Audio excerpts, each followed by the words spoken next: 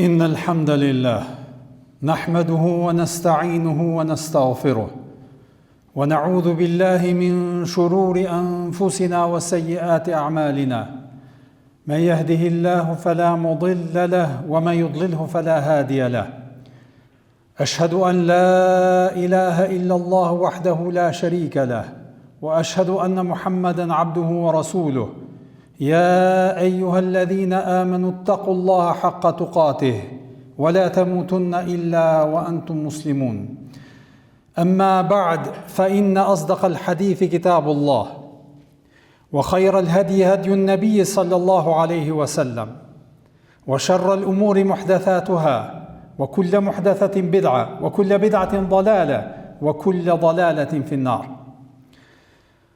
Lavdërimet më sinqerta I takojnë vetëm Allahut të Madhërisëm. Vetëm atë falenderojmë dhe vetëm prej Tij ndihmë e falje kërkojmë. Atë që udhëzon Allahu I plot fuqishëm s'ka askush mund ta humbë, dhe atë që Allahu I madhruar e devijon s'ka askush mund ta drejtojë në rrugën e drejtë. Dëshmoj e deklaroj se nuk ka asnjë Zot që meriton të adhurohet me të drejtë përveç Allahut, I cili është një I vetëm, nuk ka ortak. Dhe dëshmoj e deklaroj se Muhamedi sallallahu alaihi wasallam ishte I dërguar I Tij I fundit, I cili na përcolli këtë shpallje, Kur'anin famlar. Salavatet dhe selamet, lavdërimet dhe paqja qofshin mbi të, familjen e tij, shokët e tij dhe mbi të gjithë ata besimtar musliman që pasojnë rrugën e tij dhe udhëzohen me sunetin e tij deri në ditën e gjykimit. Të nderuar vëllezër besimtar, sot njeriu ka avancuar më shumë se kur në aspektet e jetës dhe teknologjisë. Është lidhur si kur më parë në mesvete. Ka arritur t'i dërgoj mesazhe tjetrit që është larg me 10.000 kilometra në 1 sekond. Mund të fluturoj në oqeane, në kontinente për një kohë caktuar, sikurse të shkoj nga një mahall në tjetrën. Ka krijuar mjete transporti që të udhëtoj dhe të shkurtoj distancat, gjithashtu edhe ka bërë platforma të ndryshme të komunikimit dhe që e bojnë në fakt botën sikur me qenë një fshat. Por me gjithë këtë dhe me gjithë këtë lidhje globale, njeriu është bërë shumë I shkëputur nga vetja e tij. Më I lidhur se kur me botën dhe më I shkëputur se kur me veten e tij, me vetveten e tij, me brendsinë e tij. Kemi pajisje që fluturojnë në hapësirë, por njerëz mezi flajnë nga preokupimet që I kanë në shtëpitë e tyre. Kemi makina që ecin shumë shpejt dhe me distanca shumë të largta, megjithatë e shohim se si zemrat e tyre dhe shqetësimet e tyre nga ankthi, nga stresi është diçka që nuk I lën rahat fare. Ato dridhjet e mrenshme në zemrat e tyre po aludon se diçka nuk është mirë dhe nuk po gjejnë qetësi. Kemi orë që regjistrojnë se cilin prej neve kalori sa kemi përdorur, ku jemi në largësi mbidetare, vendodhjen tonë e kështu me radhë, por nuk kemi pajisje, nuk janë zbulu pajisje që tregojnë se sa jemi largu apo jemi afër krijuesit ton. Prandaj vëllezër të nderuar, kështu tek njeriu modern shfaqet një kontradikt, një kontrast I hidhur, e ajo qëndron në faktin se sa më shumë që po lidhet me botën, aq më shumë po e humb lidhjen me brendsinë e tij. Sa më shumë që po nxiton, aq më shumë po mbetet bosh. Sa më shumë po informohet, aq më shumë po I turbullohet mendja. Kështu është realiteti I njeriu të vëllezër të nderuar. Dhe kjo është arsyeja pse në fakt tash ankthi është bërë një valutë e re tek njerëzit. Dhe e shohim se si ajo shitet në tituj të lajmeve të ndryshme dhe njerëzit thrasin, edhe kërkojnë, edhe hulumtojnë me marrë pjesë në kurse të ndryshme të menaxhimit, të produktivitetit, ose edhe të menaxhimit të stresit që kanë dhe ankthit nga I cili preokupohen, dhe e shohim se si njerëzit diagnostifikohen nga mjekët e ndryshëm me këtë diagnozë se ka ankth, ka stres, madje shumë prej tyre fillojnë me e naturalizu dhe me thonë se kjo është pjesë e natyrshme e jetës së njeriut posaçërisht në kohën e bashkohore. E as teknologjia, as mbushja e ditës me aktivitete, edhe pjesëmarrja në kurse të këtyre të menaxhimit të stresit nuk po zgjidhin problemet, për arsye se njerëzit po masin rrahjet e zemrës, po nuk po i masin gjendjen e shpirtit dhe shtypjen dhe gjendjen emocionale të shpirtit të tyre. Prandaj, në këtë kaos, vëllezër të nderuar, që po na drejtohet zemra jonë, shpirti jonë, edhe po thotë që këtu brenda diçka nuk është e qetë. Në këtë kaos dhe në këtë gjendje në cilën jemi, Allahu i Madhreshëm, vëllezër të nderuar, në një ajet kuranor na drejtohet neve besimtarëve kështu. Thotë: "Ala bi dhikrillahi tatma'innul qulub." Përkthimi, ky ajet është në surën Ar-Ra'd, ajeti 28, po thot Allah i Madhreshëm, vërtet zemrat qetësohen me përmendjen, me përkujtimin e Allahut. Dhe kjo është diagnoza, vëllezër të nderuar. Vërtet sugjerim jo i butë i Zotit të Madhreshëm, po është një rregull, një rekomandim, një diagnozë e qartë nga qielli i lartë. Prandaj, qetësia e zemrës gjithsesi vjen nga përkujtimi dhe përmendja e Allahut të Madhreshëm. Kështu po thot Zoti i Madhreshëm në këtë ajet.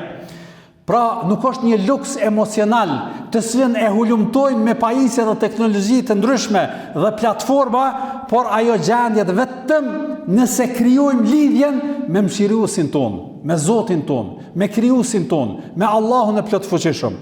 Prandaj, edhe ajeti, vëllezër të nderuar, po thot nuk po aludon me thonë mund të qetësohen apo shpresohet të qetësohen, por në formë të prerë, po thot tatma'innu, që nëse përkthejmë në shqip do të thot qetësim i plot, balans dhe stabiliteti i zemrës arrihet vetëm me përkujtimin dhe përmendjen e Allahut Madhreshëm. Kështu po na drejtohet Zoti i Madhreshëm, ndërsa pejgamberi sallallahu alaihi wasallam na tregon edhe më qartë, e sqaron dhe e komenton këtë që na ka thënë Zoti i Madhreshëm, kur thot shembulli atij njeriu i cili e përmend Allahun, e kujton Zotin, e ka parasysh Allahun e Madhreshëm, dhe shembulli atij që nuk e kujton Zotin e Madhreshëm është sikurse i vdekuri dhe i gjalli.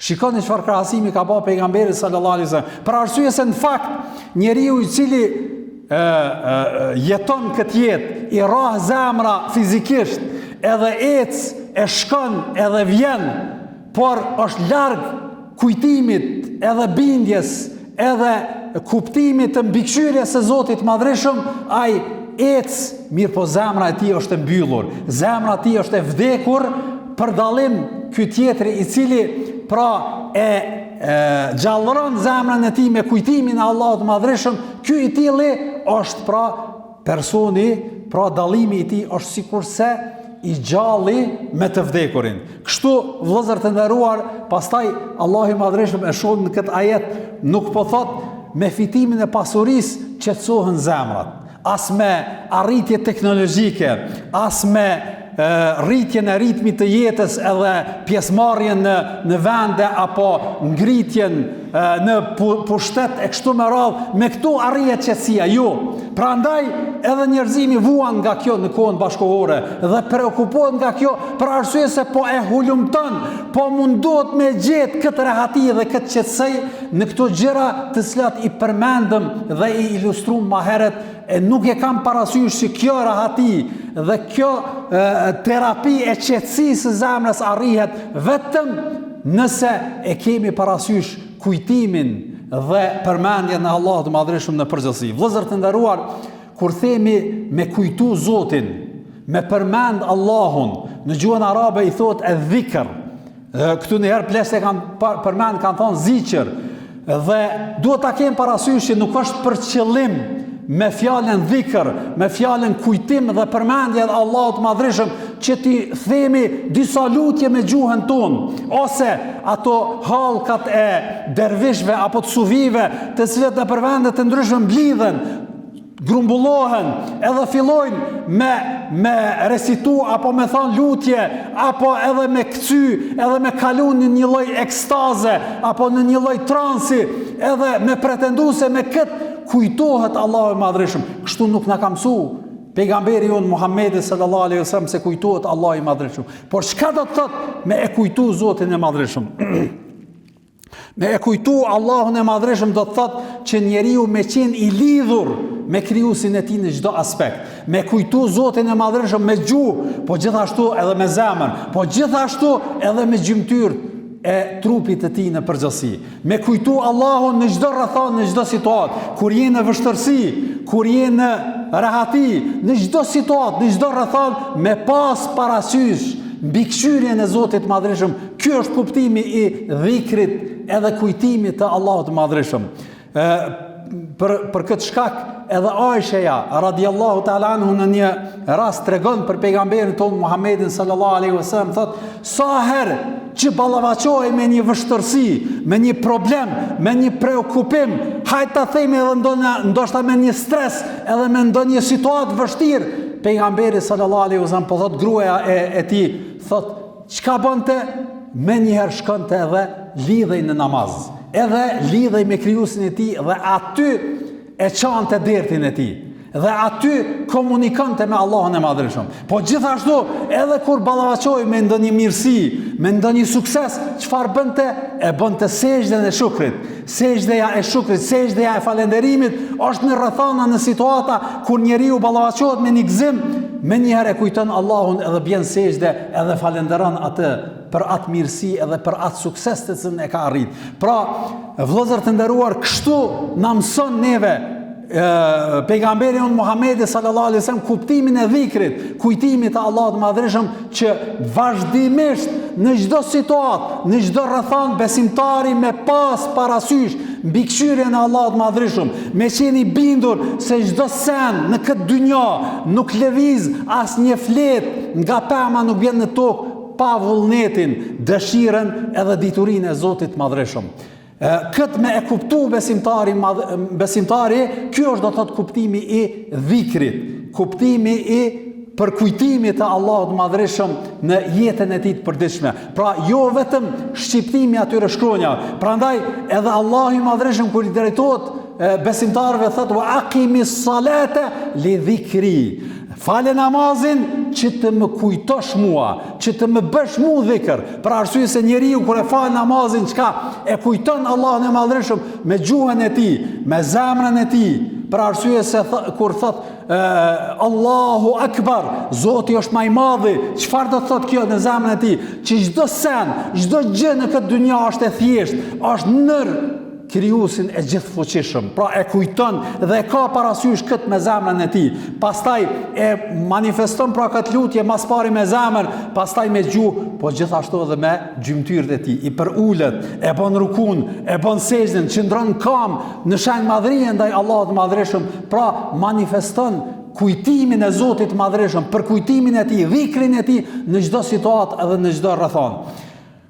Gjithashtu, atë që duhet me e pas parasysh besimtari, vëllezër të nderuar, është se qetësia është dhuratë vetëm për ata që vinë tek Allahu i Madhreshëm. Pra, nuk është një gjë që Zoti i Madhreshëm ja jep gjithkujt, ja jep atij që e kërkon dhe e synon, atij Allahu i Madhreshëm ja jep. Por gjithashtu duhet ta kem parasysh që kujtimi i Allahut të Madhreshëm edhe qetësia shpirtërore nuk nënkupton që njeriu më i pas punë nivelin më të lartë ose mos me pas probleme në këtë dynjë. Për arsye se përderisa njeriu është në këtë dynjë, patjetër do të ballafaqohet me situata dhe me rrethana të ndryshme. Për këtë shkak nuk po thot Zoti i Madhreshëm ata që besuan dhe zemrat e tyre qetësohen me kujtimin e Allahut, nuk po thot Allahu i Madhreshëm ata nuk do të kenë probleme. Pa ata do të kenë situatën çdo sen do thot në vendin e tij. Jo, përderisa je në këtë dynjë, dije që do të ballafaqohesh me situata dhe me rrethana dhe me vështirësi të ndryshme.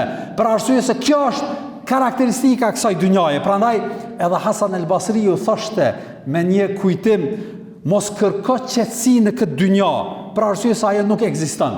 Por qetësinë dije që e ka vetëm ai që të ka krijuar ty. Domthon kërkoje tek Allahu. Për arsye se nëse e kërkon këtë dynja, dije që kjo në këtë dynja patjetër, e tham edhe pak më herët, edhe pejgamberi sallallahu alaihi wasallam është ballafashtuar me vështirësi, është dëbuar nga shtëpia e tij, nga vendlinja e tij, është sulmu, janë shpif ndaj tij gjëra edhe akuza të ndryshme. Megjithatë ka mbjetu edhe është mbështet në Allahun e Madhërisëm, edhe ka kujtu Allahun e Madhërisëm, prandaj edhe i ka të i kalu këtë vështërsi, edhe e ka gjetë rehatin shpirtërore në këtë dynja. Prandaj të gjithë ta kemë parasysh që vërtet në këtë dynja, përderisa jem, do të ballafaqohemi me vështërsi, por nëse dojmë me i të i kalu këto me sa ma pak stres, dhe sa ma larg ankthit edhe preokupimeve që ta arendojnë zemrën tane, atëhere dorëzoju Zotit Madhërisëm, mbështetju atij, kujtoje atij,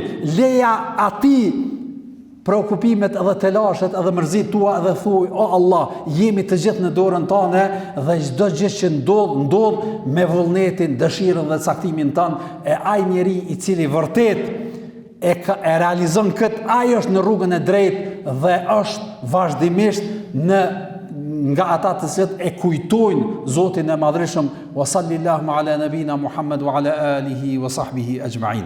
Alhamdulillahi rabbil alamin wal aqibatu lil muttaqin wa la udwana illa ala adh-dhalimin wa salatu wa salamu ala rasulina Muhammad wa ala alihi wa sahbihi ajma'in. A'udhu billahi as-sami'il alim minash shaitanir rajim.